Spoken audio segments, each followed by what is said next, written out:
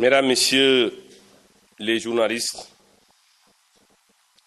je voudrais, à l'entame de mon propos,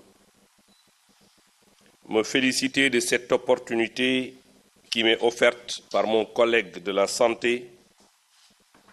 pour communiquer sur les mesures prises par mon département pour contribuer à la riposte contre le Covid-19 et l'application de la loi sur le plastique dans ce contexte particulier qui exige des mesures exceptionnelles. Je saisis aussi cette occasion pour encourager et féliciter toutes les forces vives de la nation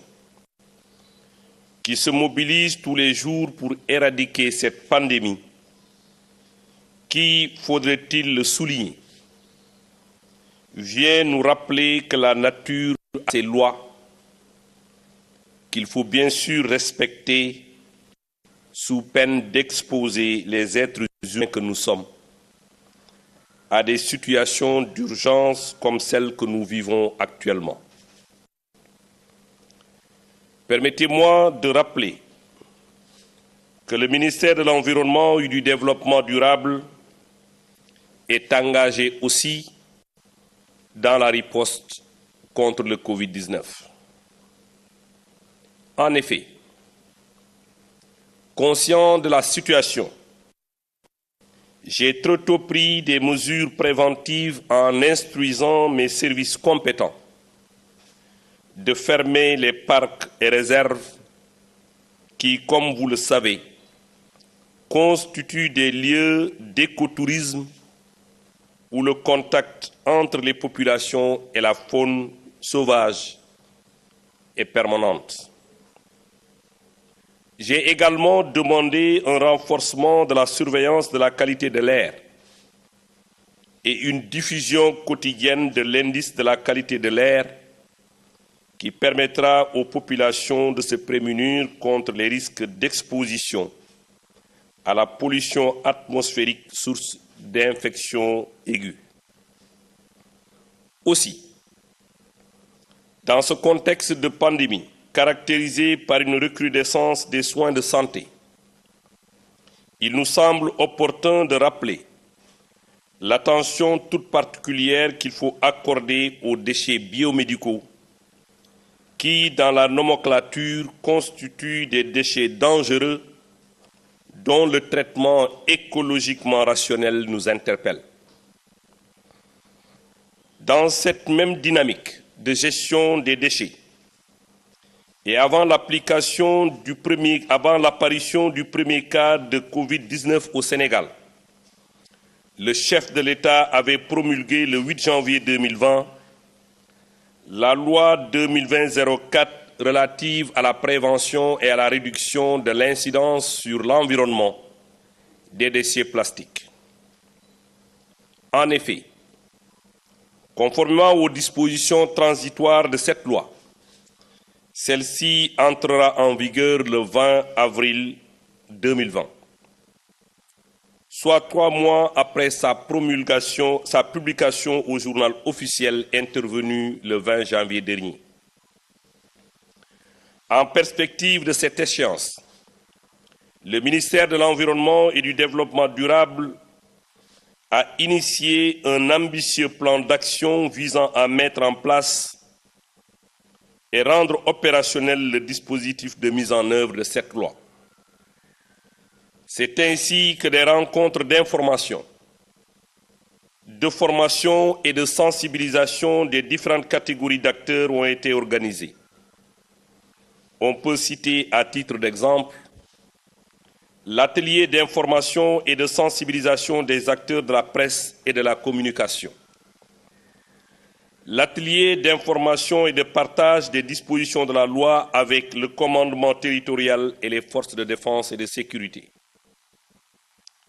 les CRD spéciaux dans les régions pour préparer les services déconcentrés de l'État et les collectivités territoriales, les activités de sensibilisation sur les alternatives aux produits plastiques à unique, les concertations avec les acteurs du secteur privé du plastique, industriels, les commerçants intervenant dans la vente des sachets plastiques, le collectif des acteurs de l'eau en sachet, les acteurs du recyclage des déchets plastiques, etc. Au niveau des différentes régions, des plans d'action sont élaborés avec les services régionaux en charge de l'environnement et devraient être exécutés sous la coordination des autorités administratives. Instruction a également été donnée aux préfets et sous-préfets des régions visitées d'organiser des comités départementaux de développement CDD et des comités locaux de développement CLD pour mieux vulgariser les nouvelles dispositions de la loi. Cette démarche inclusive a été suspendue pour respecter les mesures d'urgence sanitaire prises par les pouvoirs publics afin de lutter contre la propagation du Covid-19. À ces mesures restrictives qui ont entraîné l'annulation des activités programmées, viennent s'ajouter les exigences du programme de résilience économique et sociale décidé par son Excellence M. Macky Sall, président de la République. Ce programme comporte des mesures économiques et sociales visant à atténuer les conséquences de la pandémie. Dans ce contexte, et sur instruction des plus hautes autorités, le ministère de l'Environnement et du Développement durable a jugé opportun d'assouplir l'application de certaines dispositions de la loi qui ont un fort impact économique et social. Il s'agit notamment de l'interdiction de la production et de la vente d'eau en sachet. Il a été convenu, après études et concertations, que les unités régulièrement autorisées par le ministère en charge du commerce seront recensées et accompagnées pour éviter que l'entrée en vigueur de la loi ne mette un terme à leur activité. Plus précisément, ces unités pourront exceptionnellement continuer leur production jusqu'à la fin de cette pandémie du Covid-19. Cependant, durant cette période,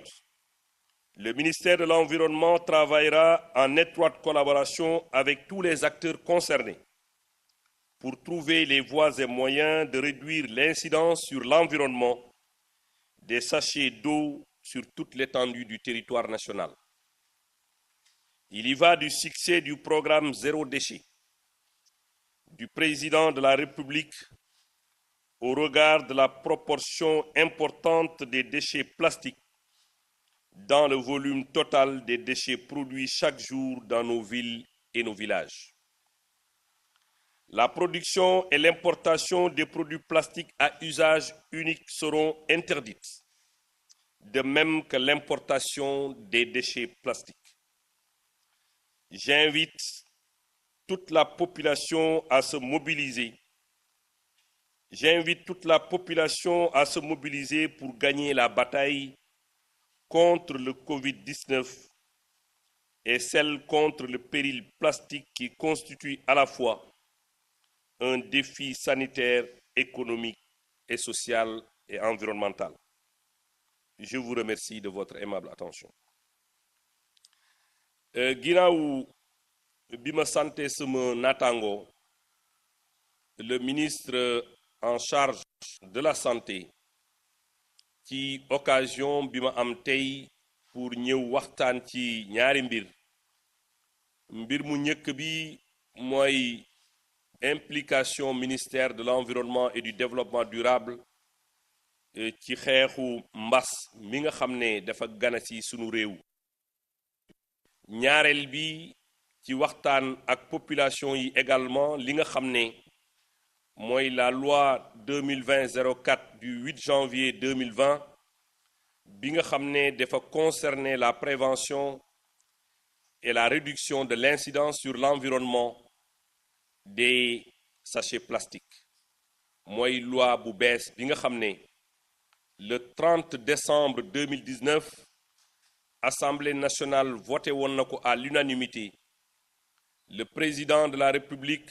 promulgué ko le 8 janvier 2020 ñu publié ko au journal officiel le 20 janvier. Donc au terme des dispositions transitoires bi nga xam ne moom moo concerné loi bi dafa ne loi bi dafa war a entrer en vigueur 3 mois après sa publication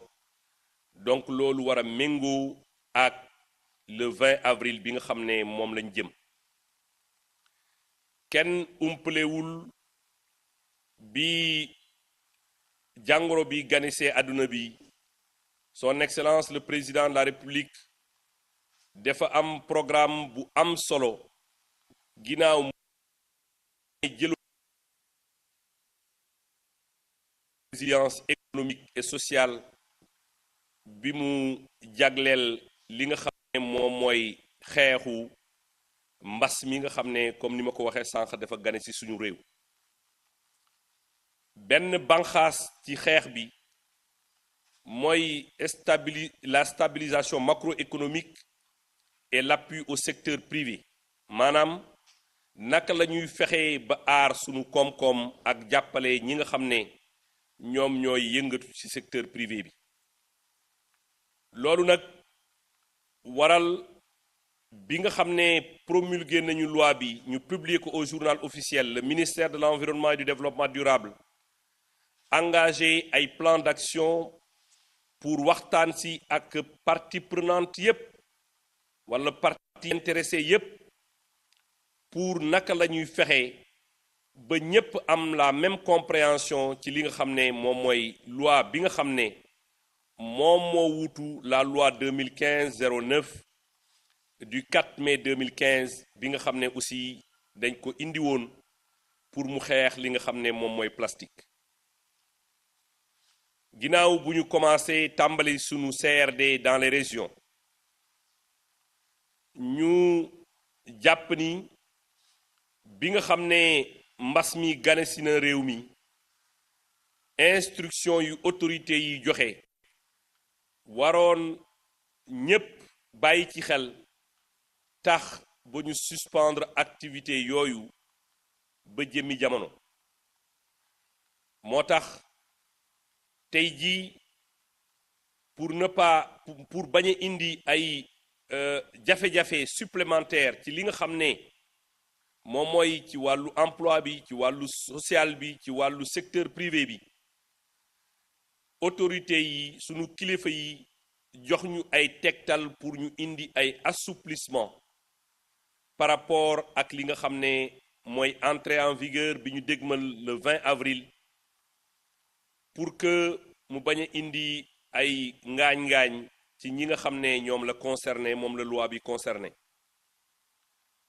ñu joxoon ci ñi nga xam ne dañu doon yëngatu ci li nga xam ne moom mooy les sachets d'eau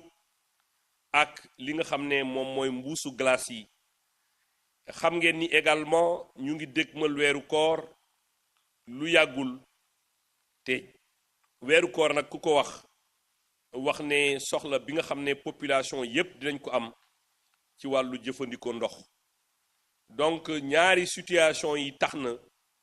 lépp li nga xam ne dafa concerné woon sachet ndox yi ak mbuusu glace yi dakkal nañ ko ba xeex bi nga xam ne moom lañu sumb ñu jagleel ko coronavirus bi ba yàlla may ñu mu génn suñu réew waaye nañu jàpp ni loi bi dafay dugg en vigueur incha allah le 20 avril lépp li nga xam ne moom mooy importation maanaam jéggaani indi ci biir réew mi ak fabriqué ci biir réew mi li ñuy tuddee les sachets à usage unique loi bi dañ koy appliquer incha allah ñu ngi ñaanal yàlla réew mi di féliciter également di remercier ñépp ñi nga xam ne ñu ngi taxaw booba léegi taxaw temm guddi ak bëccëg di xeex li nga xam ne moom mooy le coronavirus bi nga xam ne dugg na sunu réew maa ngi leen di sant maa ngi leen di gërëm wasalaamualeykum wa rahmatullah